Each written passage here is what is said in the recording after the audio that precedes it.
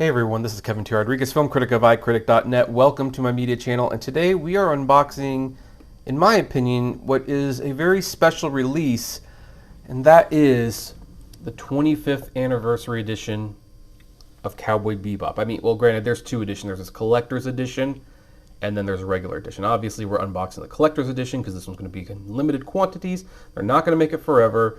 Most of these become very hard to find, and so for those of you who couldn't get it at one point, this is like a little time capsule of what the product looked like before you have to potentially shell out, I don't know how many hundreds of dollars. But before we unbox it, I'm going to take a moment to really talk about this title for a minute. Cowboy Bebop has a lot of memories for me. It was the first DVD that I rented on Netflix when they first came out and they were renting DVDs. I realized I had an anime section. This was the first DVD I rented.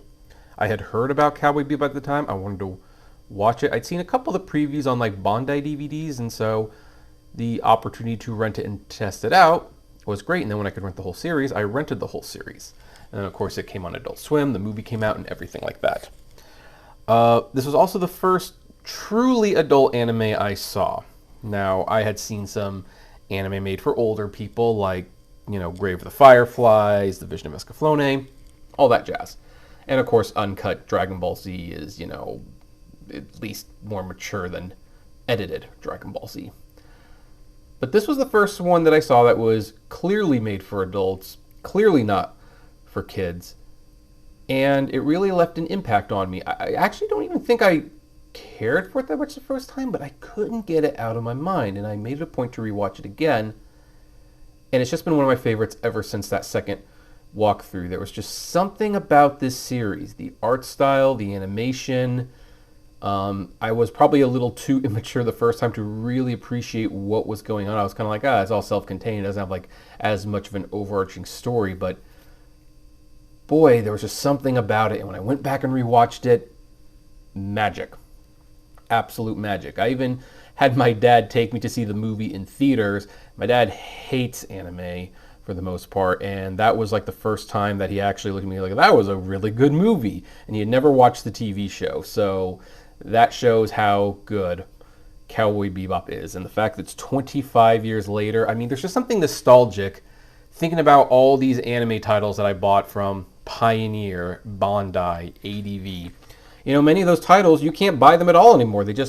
People forgot about them. No one wanted to save the licenses. Or if they did, they're on like Retro Crush or Tubi, where, you know, yeah, it's nice that you have access to them, but no one's really clamoring to watch them as a result. But Cowboy Bebop still commands presence in the retail market. And I think that's really impressive. It also makes me feel old, thinking that this is 25 years old. You always look at things like that and like, man, is it really that old? Like, I can't be an adult, can I? But anyway, so we've now spent 3 minutes talking about the show, which is something we don't normally do for these unboxings. But Crunchyroll, who you might remember absorbed Funimation, did decide to release two editions, a Blu-ray set and this limited edition set. So we're going to look at it. It's not the biggest Cowboy Bebop set I've seen, but it is very nice. You can see it shines. You can probably see my reflection in there. So fun fact, when I first started recording this, I had to put a shirt on because I was doing this, you know, shirtless. You weren't going to see me, but then I realized you could see me. So that was probably too much information, but oh well. As you can see, you have the Blu-ray, and I think that's the DVD, although maybe something else is in there. It advertises some custom cards for, you know, changing out the cover.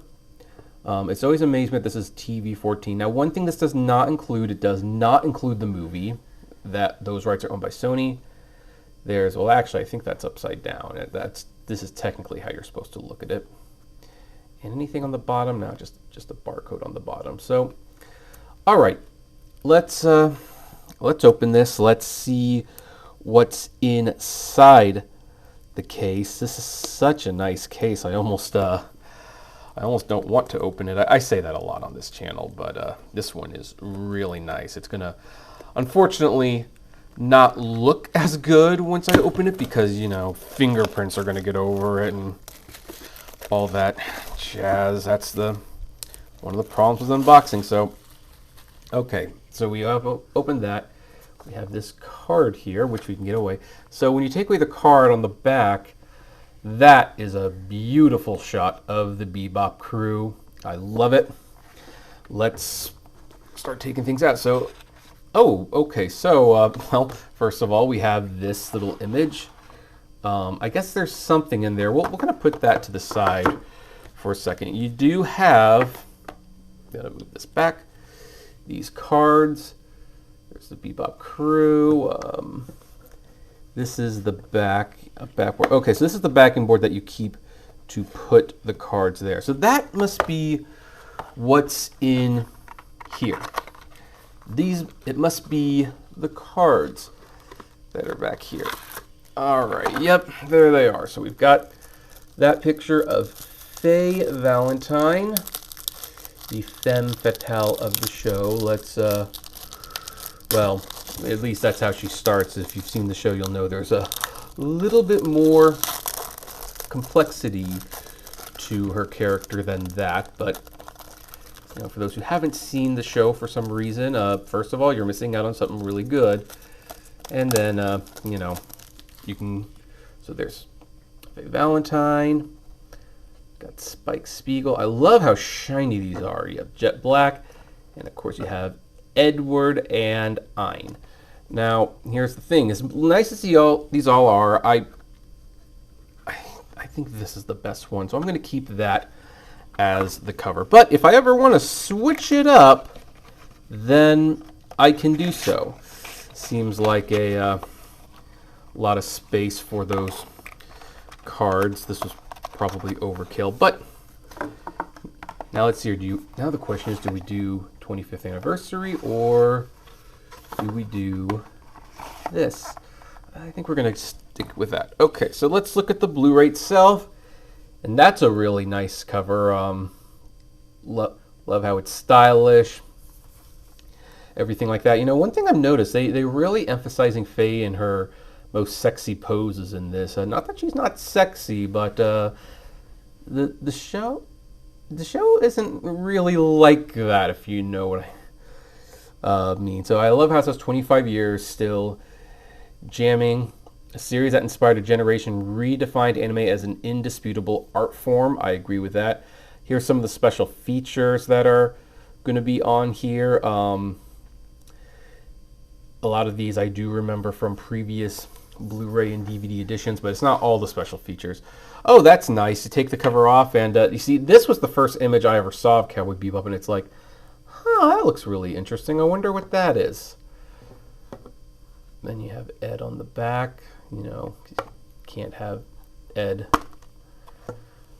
Okay, so there's the group over there, and so it's the whole group. Well, let's look at these.